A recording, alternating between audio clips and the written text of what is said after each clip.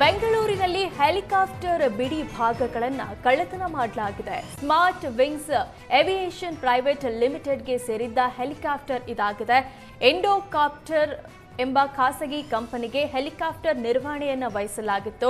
ಹೆಲಿಕಾಪ್ಟರ್ನ dual control set ಯಂತ್ರ ಕಳುವಾಗಿದ್ದು ನಿರ್ವಹಣೆ ಮಾಡುತ್ತಿದ್ದ ಕಂಪನಿಯ ಸಿಬ್ಬಂದಿ ಮೇಲೆ ಅನುಮಾನ ವ್ಯಕ್ತವಾಗಿದೆ.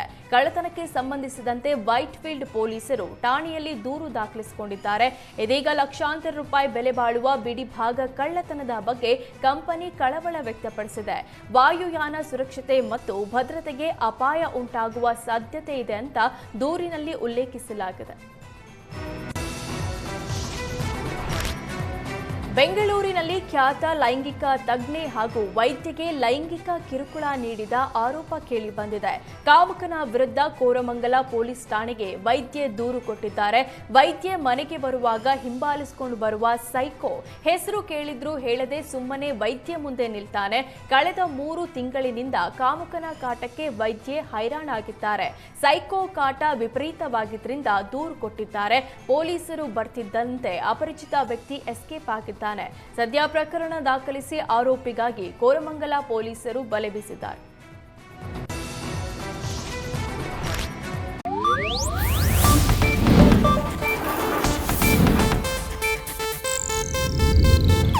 ಇದು ಏಷ್ಯಾನೆಟ್ ನ್ಯೂಸ್ ನೆಟ್ವರ್ಕ್ ಪ್ರಸ್ತುತಿ.